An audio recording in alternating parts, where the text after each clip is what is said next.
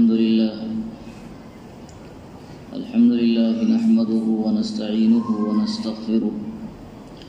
ونؤمن به ونتوكل عليه ونعوذ بالله من شرور أنفسنا ومن سيئات أعمالنا من يهده الله فلا مضل له ومن يضلله فلا هادي له وأشهد أن لا إله إلا الله وحده لا شريك له وأشهد أن سيدنا ومولانا محمدا عبده ورسوله أما بعد فأعوذ بالله من الشيطان الرجيم بسم الله الرحمن الرحيم الذين قال لهم الناس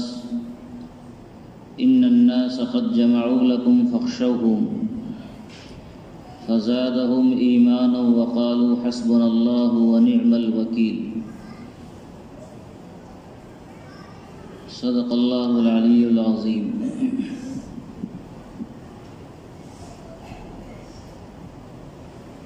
ہم سب ایمان والے ہیں اور اس ناطے ہمارا عقیدہ اور ایمان ہے کہ اس کائنات کو بنانے والے بھی اور اس کائنات کو چلانے والے بھی اللہ رب العزت ہیں، جو انتہائی قوتوں کے قدرتوں کے مالک ہیں. وہ اکیلا پوری کائنات کے بادشاہ ہیں. سارا نظام اللہ رب العزت کے چلانے سے چلتا ہے اور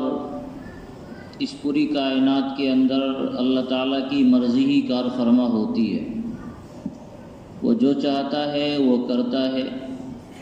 جیسا چاہتا ہے ویسا کرتا ہے. اس کی مرضی میں کسی کو کوئی دخل نہیں ہے اور جو کچھ وہ کرنا چاہے اسے کوئی روک نہیں سکتا ہے. زمین آسمان، سورج چاند ستاروں کا سارا نظام یہ محض اللہ تعالیٰ کے حکم اور اشارے کا پابند ہے اور اسی کے حکموں پر یہ سارا نظام چل رہا ہے. اس کا حکم ہوتا ہے تو سورج طلوع ہوتا ہے اور پھر غروب ہو جاتا ہے. اس کا حکم ہوتا ہے تو گرمی سردی آتی ہے، بارش ہوتی ہے، زمین غلے نکالتی ہے. تو یہ سارا نظام اور ساری کائنات کا مکمل نظام محض اللہ رب العزت کے حکم سے اور اس کی مرضی کے تابع ہو کر چلا کرتا ہے. اس دنیا کا نظام بھی اسی طرح ہے. یہ دنیا بھی کائنات کا ہی ایک حصہ ہے.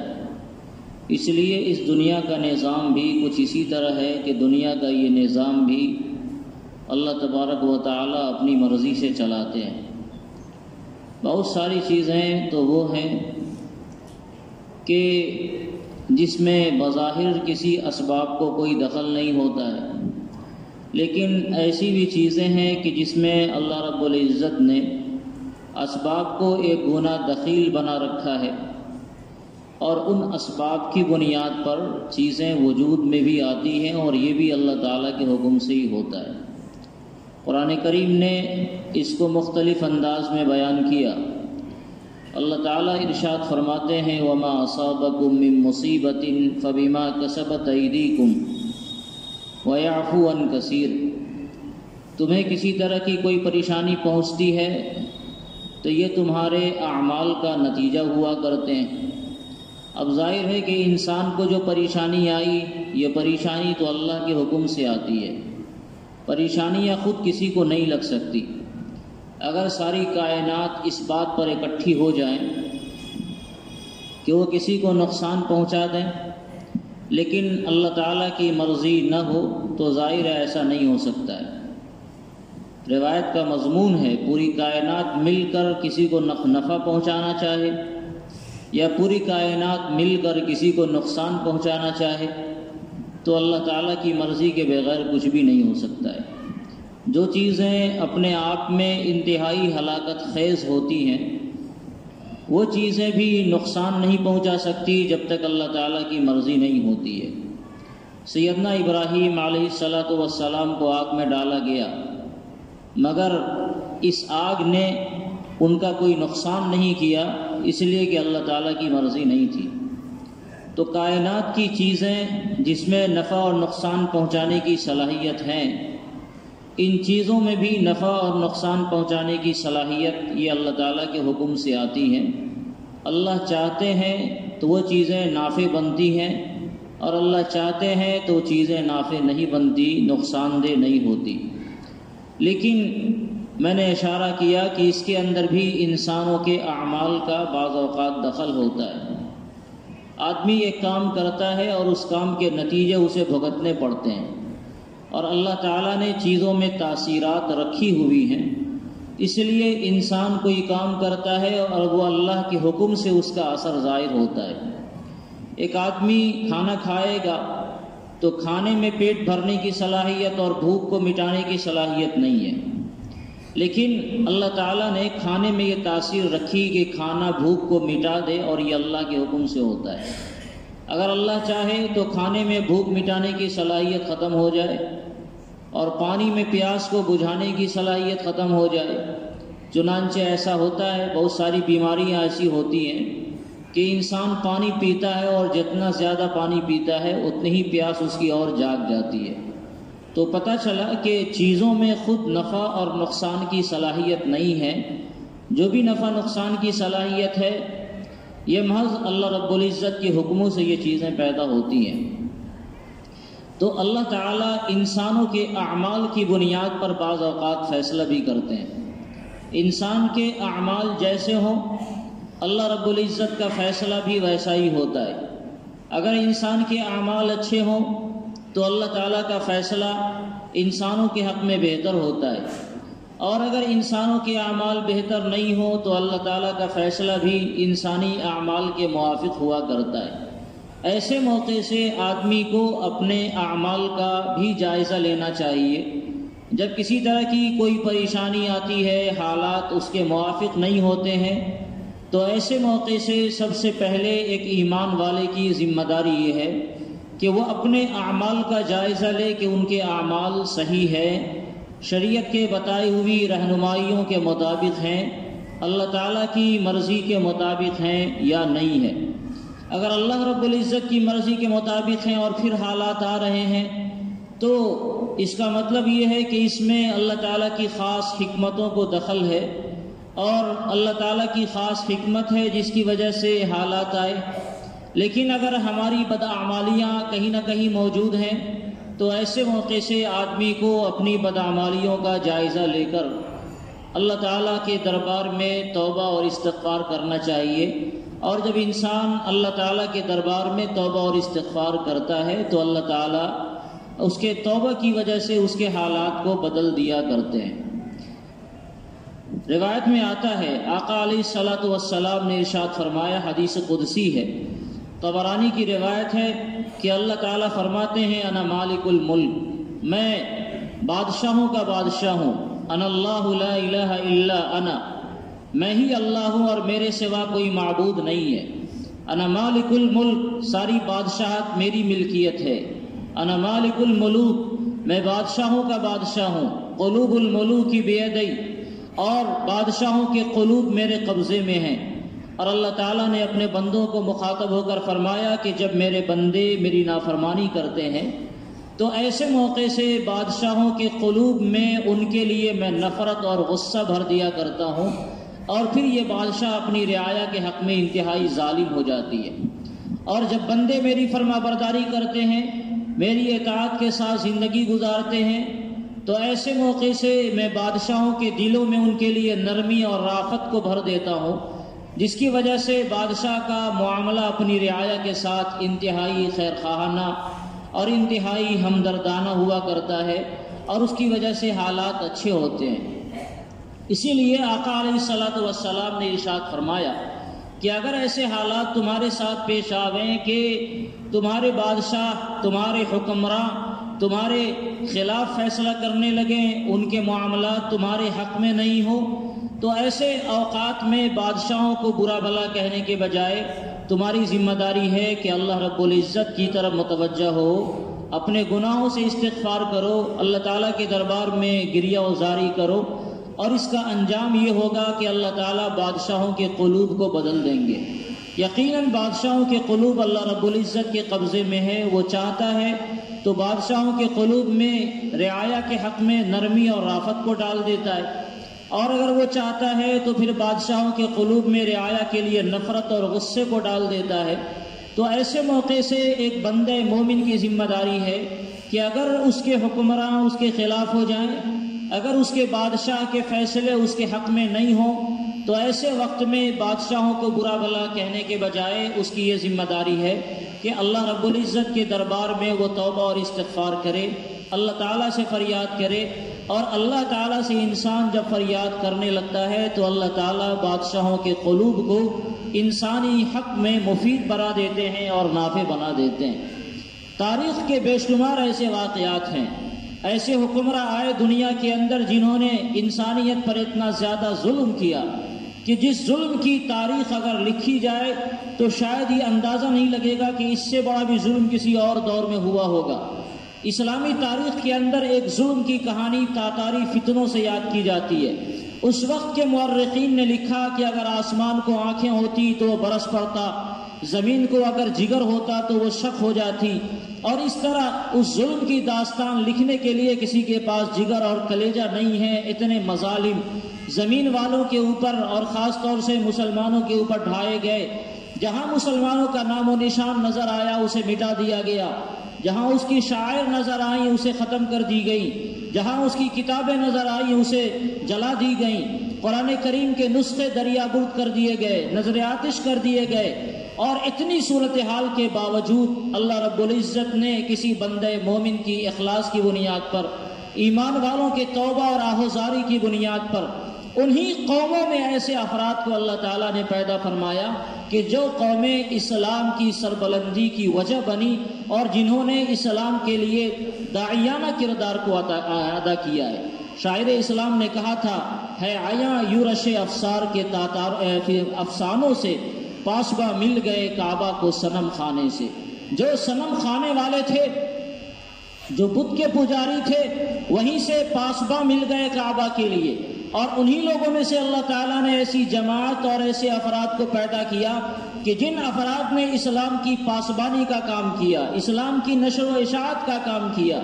تو آخر کیا وجہ ہوئی کہ ایک ہی جماعت جو اسلام کو مٹانے کے لیے آئی تھی، اور مٹانے ہی کے لیے نہیں آئی تھی بلکہ اپنے گمان میں، اپنے ظام میں انہوں نے اسلام کا قلع قمع کر دیا تھا، اسلام کو صفحہ ہستی سے مٹا دیا تھا، اور اسے یہ لگا تھا کہ شاید اس روئے زمین پر اسلام کا نام لینے والا کوئی نہیں ہے۔ لیکن ایک وقت آتا ہے کہ اسی جماعت میں، اسی طبقے میں ایسے لوگ پیدا ہوتے ہیں جو اسلام کی نشر و اشاعت میں وہ کارہائے نمایاں انجام دیتے ہیں کہ بہت سے مبلغین کی پرانی یادیں تازہ ہو جاتی ہے۔ یہ صورتحال کیوں پیش آئی؟ اس لیے پیش آئی کہ جب تک بندوں کے قلوب اللہ رب العزت کی طرف متوجہ نہیں تھے تو حکمراں کے قلوب میں ان کے لیے انتہائی نفرت اور انتہائی سختی تھی، لیکن جب ان کے دل اللہ تعالیٰ کی طرف متوجہ ہوئے اور اللہ تعالیٰ کی رحمت کا فیصلہ آیا تو اللہ تعالیٰ نے ان کے قلوب کو ان کی طرف متوجہ کیا، اور نتیجہ یہ ہوا کہ جو حضرات اسلام کو مٹانے کے لیے آئے ہوئے تھے وہی حضرات اسلام کی پاسبانی کے لیے آگے بڑھے ہیں۔ حضرت مسند الہند حضرت شاہ ولی اللہ محدث دہلوی رحمۃ اللہ علیہ نے ایک بڑی عجیب بات لکھی۔ انہوں نے بتایا کہ میرا دل گواہی دیتا ہے کہ اگر ہندوستان کے اوپر ایسے حالات آئے کہ جب کفر کا انتہائی غلبہ ہو جائے، ہر طرف کفر کے چرچے ہونے لگیں اور ایسا لگے کہ اسلام انتہائی مغلوب ہو رہا ہے، تو ایسے وقت میں میرا دل گواہی دیتا ہے کہ شاید انہی کافرین کی جماعت میں سے اللہ تعالیٰ ایسے افراد پیدا کریں گے جو اسلام کی حفاظت کے لیے اور اس کی نشر و اشاعت کے لیے اپنے آپ کو آگے کرے گا، اور اللہ تعالیٰ اس کے ذریعے دین کی حفاظت کا کام لیں گے۔ میرے بزرگوں اور دوستوں، میں اس کو اس پس منظر میں بیان کرنے کی کوشش کر رہا ہوں کہ حالات انسانوں کے حق میں، خاص طور سے مسلمانوں کے حق میں جتنے زیادہ خراب ہو جائیں، ان حالات سے ایمان والا کم سے کم تو نہیں گھبرائے۔ ایمان والے کو پریشان ہونے کی ضرورت نہیں ہے کہ ہمارے حالات اچھے ہیں یا برے۔ اگر حالات آپ کے حق میں نہیں آ رہے، اگر حالات خراب ہو رہے ہیں، تو سب سے پہلی فرصت میں اپنا جائزہ لے کر آپ کو اپنے اعمال کو دیکھنے کی ضرورت ہے کہ ہمارے اعمال کیسے ہیں۔ آج کی صورتحال یہ ہے کہ حالات خراب ہوتا ہے تو ہر بندہ دوسرے کے اعمال کا جائزہ لیتا ہے، فلاں ایسا ہے اس لیے حالات برے۔ ایک جاہل آدمی ہے، وہ عالموں کی بدگوئی کرتا ہے کہ مولانا لوگ ایسے ہو گئے اس لیے حالات خراب ہوئے۔ علماء کی جماعت ہے، وہ عوام کے رونا روتی ہے کہ عوام کے اندر اصلاح نہیں آ رہی ہے اس لیے حالات ایسے ہوئے۔ دوسروں کا رونا رونے کے بجائے ہر فرد کی، ہر بندہ مومن کی یہ ذمہ داری ہے کہ وہ اپنے اعمال کا جائزہ لے کر اپنے اعمال کی اصلاح کرنے کی کوشش کرے، جہاں کمیاں ہیں ان کمیوں کو دور کرنے کی کوشش کرے۔ اللہ رب العزت سے اگر اس کا تعلق مضبوط نہیں ہے تو اس تعلق کو مضبوط کرنے کی کوشش کرے۔ پہلی ذمہ داری تو اس کی یہ بنتی ہے۔ اس ذمہ داری کو ادا کرنے کے بعد معاملات کو اللہ رب العزت کے حوالے کرنا ہے، لیکن اللہ تعالیٰ نے ان حالات میں جن اسباب اور وسائل کو اختیار کرنے کی ذمہ داری ہمارے سر عائد کی ہے، قرآن اور حدیث نے جن چیزوں کی طرف رہنمائیاں کی ہیں، ان اسباب اور وسائل کو بھی اپنانے کی ضرورت ہے۔ پھر آپ دیکھیں کہ قدرت کے فیصلے آپ کے حق میں کس طرح بدلتے ہیں۔ قرآن کریم نے مختلف مواقع پر یہ بھی ارشاد فرمایا ہے، جہاں یہ بتایا کہ تمہارے حالات تمہاری بداعمالیوں کا نتیجہ ہے، وہیں قرآن کریم نے یہ بھی بتایا کہ ایمان والوں کی چھٹنی کرنے کے لیے اللہ تبارک و تعالی ایمان والوں پر حالات کو لاتے ہیں۔ کبھی ایسا دور ایمان والوں پر آتا ہے کہ ایمان والوں کو الگ کیا جاتا ہے، منافقوں کو الگ کیا جاتا ہے، جس کو چھٹنی کا دور کہا جاتا ہے۔ ایک دم خالص کو چھانٹ دیا جائے گا، جو کھوٹا ہے اسے الگ کیا جائے گا، اور جو کھارا ہے جو اصلی ہے اسے الگ کیا جائے گا، نقلیوں کو الگ کیا جائے گا۔ قرآن کریم نے کہا جب کفار مکہ نے ایمان والوں پر ظلم کے پہاڑ توڑے تو ایمان والوں کی صورتحال دیگرگو ہونے لگی۔ حضور علیہ السلام سے شکوہ ہونے لگا، یا رسول اللہ ہمارے ایمان کی وجہ سے ہمارے حالات اتنے خراب ہو گئے۔ تو قرآن کریم نے آیت نازل کی، وَلَقَدْ فَتَنَّا الَّذِينَ مِن قَبْلِهِمْ فَلَيَعْلَمَنَّ اللَّهُ الَّذِينَ صَدَقُوا وَلَيَعْلَمَنَّ الْكَاذِبِينَ۔ ہم ایمان والوں کو ایسے ہی آزمایا کرتے ہیں تاکہ پتہ چل جائے کہ سچا کون ہے اور جھوٹا کون ہے، اس میں کون واقعی اللہ رب العزت کے وحدانیت پر صحیح معنی میں ایمان لانے والا ہے، اور کون ایسا ہے جس کی زبان پر کلمہ ایمان تو ہے مگر دل میں کلمہ نفاق چھپا ہوا ہے۔ ایمان والوں کا غیر ایمان والوں سے امتیاز ہو جائے، اس لیے اللہ تبارک و تعالی ایمان والوں پر حالات لاتے ہیں۔ اور ایسے وقت میں جب اللہ تعالیٰ ایمان والوں پر حالات لاتے ہیں تو ان حالات سے بندے مومن گھبرایا نہیں کرتا۔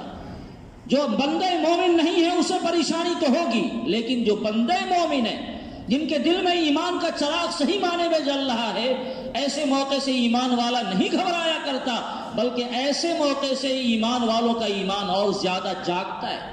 اور زیادہ اس کا ایمان بڑھتا ہے۔ قرآن کریم کی اس آیت میں اس کی رہنمائی کی گئی جس کی میں نے تلاوت کی۔ اللہ تعالیٰ ارشاد فرماتے ہیں، الذین قال لهم الناس ان الناس قد جمعوا لكم فاخشوهم۔ ایمان والوں سے کہا گیا کہ پوری ملت مل کر تمہارے خاتمے کے لیے اس نے پلاننگ کر رکھی ہے اور تمہیں ختم کرنے کے وہ درپے ہو گئی ہے، لہذا تم کو ڈرنا چاہیے، ایسے حالات میں پریشان ہونا چاہیے کہ ساری جمعیتیں مل کر، ساری جماعتیں مل کر مسلمانوں کے خلاف ہو گئی، مسلمانوں کے خلاف فیصلے کرنے لگی۔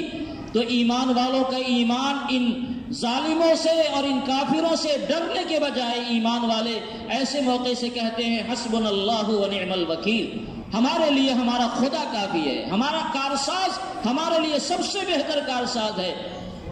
فزادہم ایمانا، ایمان والے کا ایمان ایسے موقع سے اور بڑھتا ہے۔ غزوہ احد کے موقع سے جب ایمان والوں کے ایک گناہ شکست ہو گئی تھی، معاملہ فیصل نہیں ہوا، پہلے ایمان والوں کا پلڑا بھاری تھا، پھر اس کے بعد کفار نے پلاننگ کی حضرت ابو سفیان کی قیادت میں اور پہاڑیوں کے پیچھے سے ایمان والوں پر حملہ کر دیا۔ جیتی ہوئی جنگ مسلمان ہار گئے تھے، لیکن اس وقت کفار کو یہ بھی سمجھ میں نہیں آیا کہ مسلمانوں کو جو جنگ انہوں نے ہرا دیا ہے تو اس جنگ کو فیصلہ کن جنگ میں بدل دیا جائے۔ حملہ تو کیا، مسلمانوں کو تتر بتر کر دیا، 70 صحابہ کرام شہید ہو گئے، لیکن یہ معاملہ فیصل نہیں ہو سکا کہ جنگ کی بازی کون لے گیا، اور کفار چلے گئے۔ آگے جا کر ان کو احساس ہوا کہ ارے ہم نے تو مسلمانوں کو یہیں چھوڑ دیا ہے،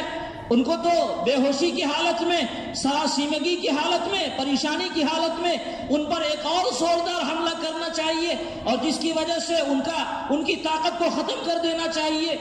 تو ابو سفیان نے یہ پلاننگ کی، اس وقت تک ایمان نہیں لائے تھے،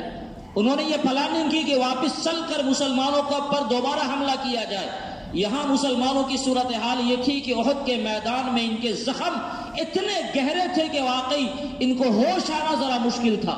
70 صحابہ کرام دنیا سے جا چکے تھے، بقیہ جو بچے ہوئے تھے زخموں سے چور تھے، لیکن ایسے ماحول میں اور ایسے حالات میں جب آقا صلی اللہ علیہ وسلم کو اس کی اطلاع دی گئی کہ کفار دوبارہ آپ پر حملہ کرنے کی پلاننگ کر رہا ہے، تو اللہ کے رسول صلی اللہ علیہ وسلم نے صحابہ کرام کو جو زخم خوردہ تھے، زخموں سے چور تھے، ان سے کہا کہ ابھی آپ کو ہتھیار کو اتارنے کا وقت نہیں آیا، ایک مرتبہ اور چلیے اور ان کو آپ کافروں کا پیچھا کیجئے جو بھاگے بھاگے جا رہے ہیں مکہ کی طرف اور جن کی یہ پلاننگ ہو رہی ہے کہ شاید وہ دوبارہ ادھر حملہ کرنے کے لیے آئے۔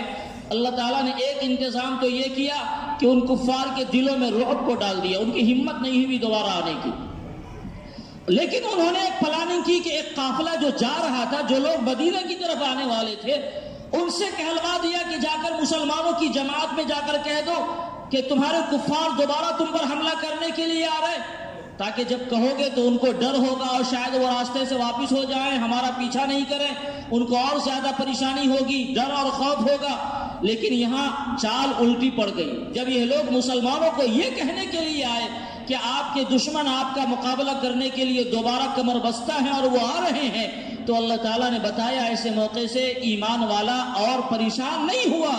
بلکہ زادہم ایمانا، اور ان کی زبان پر ایک کلمہ تھا، حسبنا اللہ و نعم الوکیل، ہمارا خدا ہمارے لیے کافی ہے، دنیا کی طاقتیں اور دنیا کے اسباب میں کچھ نہیں رکھا ہے، یہ ہے کہ اللہ تعالیٰ نے جتنے اسباب اور وسائل کو اختیار کرنے کا حکم دیا ہم نے اتنا اختیار کر رکھا ہے،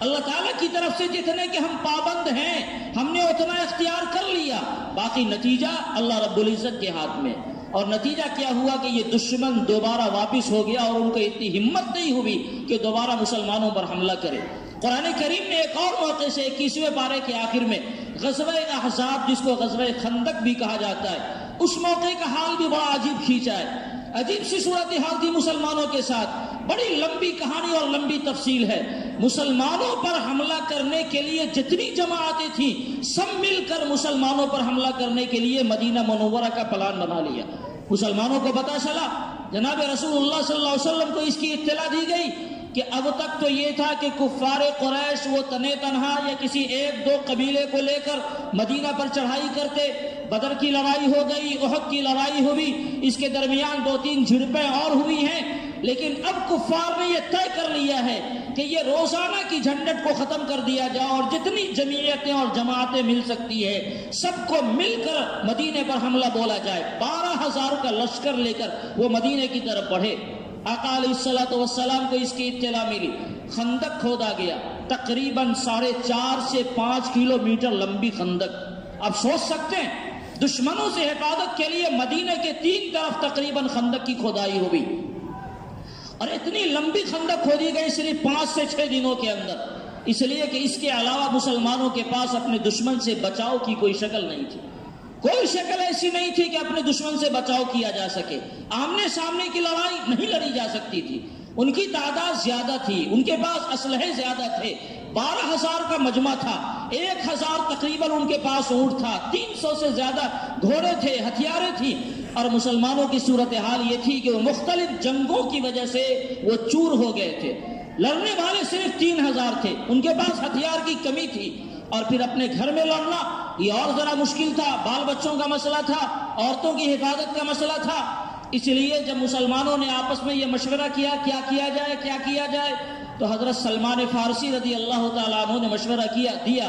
کہ ایسے موقع سے ہمارے ملکوں میں ہمارے بادشاہ یہ کرتے ہیں کہ اپنی آبادی کے باہر خندق کھود دیا کرتے ہیں، دشمن خندق کے اس پار نہیں آ سکتا ہے، جو بھی لڑائی ہوگی وہ خندق کے پار سے لڑائی ہوگی، تیر کی لڑائی ہوگی، نیزوں کی لڑائی نہیں ہو پائے گی، تلواروں کی لڑائی نہیں ہو پائے گی، آمنے سامنے کی لڑائی نہیں ہوگی، اکا دکا کہیں جھڑپ ہوگی تو ہوگی۔ اور اتفاق سے جب خندق کھودنے کی نوبت آئی تو یہ پلاننگ تو دی تھی حضرت سلمان فارسی نے، مسلمانوں کی جماعت کو 10-10 افراد میں 10-10 ٹولیوں میں بانٹ دیا گیا کہ آپ کو خندق کھودنا ہے، اور اتفاق سے حضرت سلمان فارسی رضی اللہ تعالیٰ عنہ کو جس جماعت میں دیا گیا،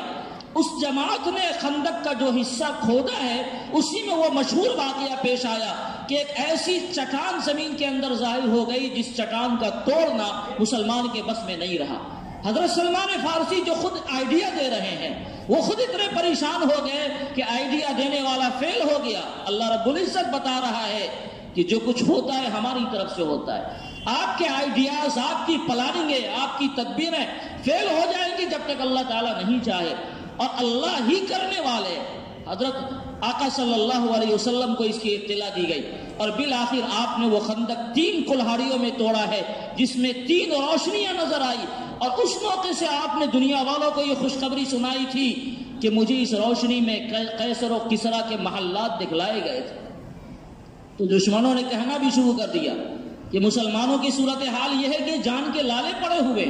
اپنی جان کو بچانے کے لیے پوری آبادی میں خندقیں کھودی جا رہی ہے، اور یہاں ان کو امریکہ اور لندن نظر آ رہا ہے، قیصر و کسریٰ نظر آ رہا ہے۔